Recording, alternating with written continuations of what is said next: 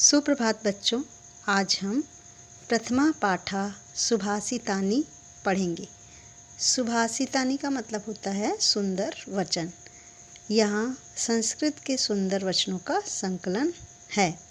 पहले श्लोक में जल, अन्न और मधुर वचन, इनका महत्व बताया गया है।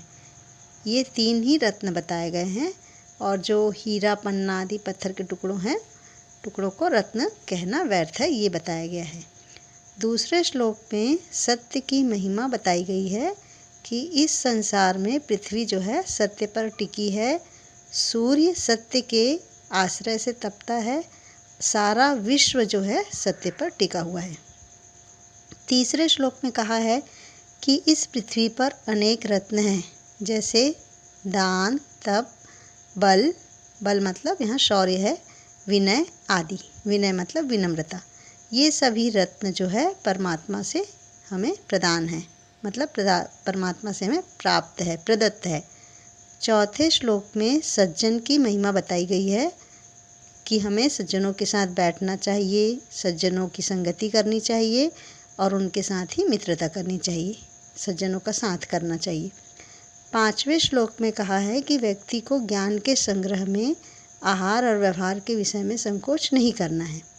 छठवें श्लोक में क्षमा का महत्व बताया गया है। जिस व्यक्ति के पास क्षमा रूपी हथियार है, उसका दुष्ट व्यक्ति भी कुछ नहीं बिगाड़ सकता है। तो आइए सबसे पहले हम पहला श्लोक देखते हैं। पृथ्व्याम त्रीणि रत्नानि जलमन्नम सुभाषितम। पृथ्व्याम का मतलब होता है पृथ्वी पर, त्रीणि यानी तीन, रत्नानि यानी रत्न, जलमन्नम मतलब इसमें जल और अन्न दोनों जुड़ा हुआ है, इसलिए जलमन्नम। सुभाषितम मूढ़ है, सुभाषितम मतलब सुंदर वचन, मूढ़ है यानी मूर्ख लोगों के द्वारा। पाषाण खंडेषु पत्थर के टुकड़ों में। रत्न संज्ञा, रत्न यानी रत्न, संज्ञा मतलब संज्ञा, नाम, विधीयते किया जाता है। तो इसका अर्थ इस प्रकार है, पृथ्वी पर जल, अन्न और सुंदर वचन तीन रत्न हैं। पृथ्व्याम त्रीणि रत्नानि जलमन्नम सुभाषितम। पहली लाइन का अर्थ है पृथ्वी पर जल, अन्न और सुंदर वचन तीन रत्न हैं। दूसरी लाइन का अर्थ है मूढ़ पाषाण खंडेषु रत्न संज्ञा विधीयते, मतलब मूर्खों के द्वारा पत्थर के टुकड़ों को रत्न का नाम दिया जाता है। दूसरा श्लोक इस प्रकार है, सत्येन धार्यते पृथ्वी, सत्येन तपते रवि, सत्येन वाति वायुश्च सर्व सत्य प्रतिष्ठितम।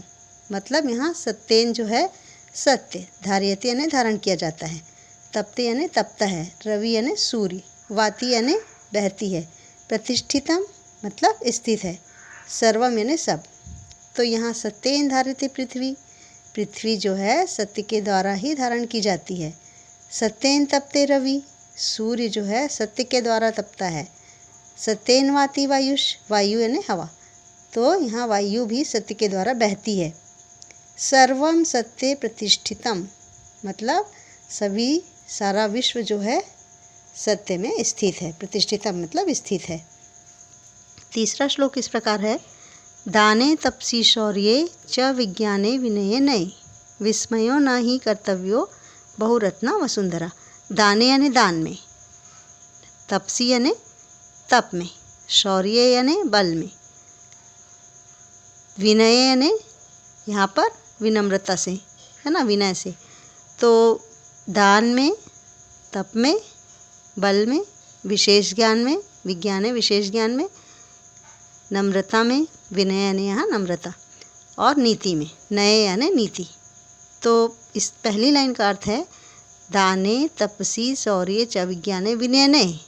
इसका अर्थ है दान में, तप में, बल में, विशेष ज्ञान में, नम्रता में और नीति में।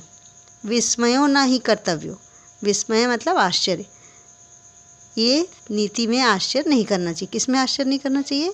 दान में, तप में, बल में, विशेष ज्ञान में, नम्रता में और नीति में हमें आश्चर्य नहीं करना चाहिए। ये आश्चर्य वाली कोई बात नहीं है यहाँ पर। ना ही कर्तव्यो बहुरत्ना वसुंधरा, निश्चय ही पृथ्वी जो है अनेक रत्नों वाली है। यहाँ पर पृथ्वी हमारी जो है अनेक रत्नों वाली है, इसलिए हमें किसी बात पर, किसी चीज़ में आश्चर्य करने की ज़रूरत नहीं है। चौथा श्लोक है सद्धि रेव सहासीत सद्धि सब्धि कुर्वीत संगतिम सब्धिर्विवादम मैत्रीम च ना सिद्धि किंचिदाचरेत।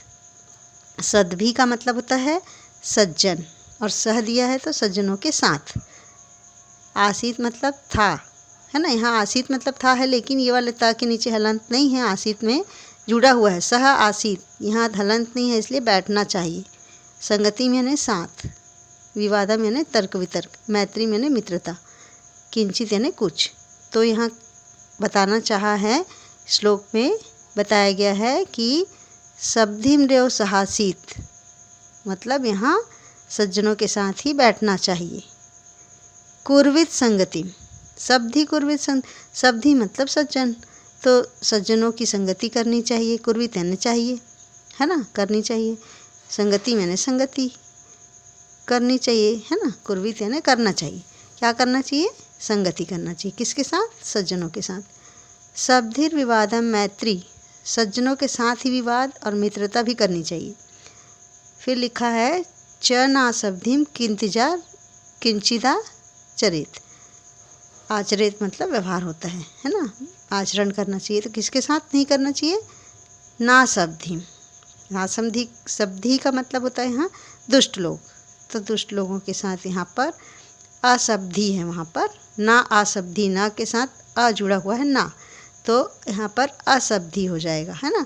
तो दुष्टों के साथ यहाँ पर आचरण, उनके साथ कुछ भी नहीं करना चाहिए, ना अच्छा व्यवहार करना चाहिए ना बुरा व्यवहार करना चाहिए। ठीक है।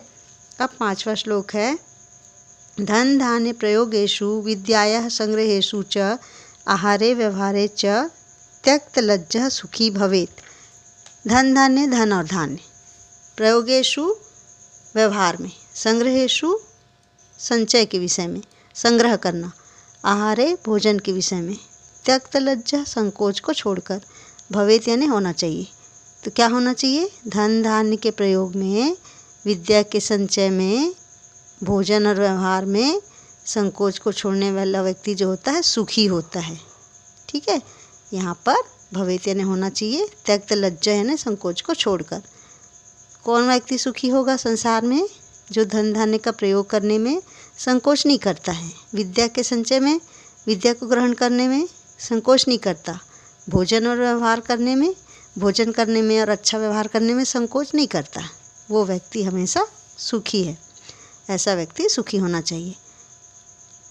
6 वाला श्लोक है क्षमा वशीर कृते लोके क्षमया किम न साध्यते शांति खड्गः करे यस्य किम करिष्यति दुर्जना। क्षमा, क्षमया यानी क्षमा के द्वारा, क्षमा यानी क्षमा वशीकरण, क्षमा वशी यानी क्षमा वशीकरण, लोके यानी संसार में, साध्यते यानी सिद्ध होता है, यश यानी जिसके, करे यानी हाथ में, खड्ग यानी तलवार, शांति यानी शांति रूपी, दुर्जना दुष्ट व्यक्ति, करिष्यति यानी करेगा। तो पहली लाइन जो है क्षमा वशीर कृते लोके क्षमया किम न साध्यते, तो संसार में जो है क्षमा है ना, वशीकरण है। आप ना क्षमा करके किसी को भी वश में कर सकते हो कि मैंने तो उन्हें क्षमा कर दिया था, तो वो फिर आपकी तरफ दोस्ती का हाथ बढ़ा लेगा और आपसे माफ़ी भी मांग सकता है।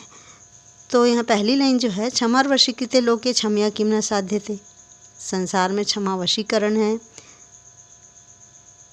क्षमा के द्वारा क्या सिद्ध नहीं होता है? क्षमया किम न साध्यते, साध्यते यानी सिद्ध होता है।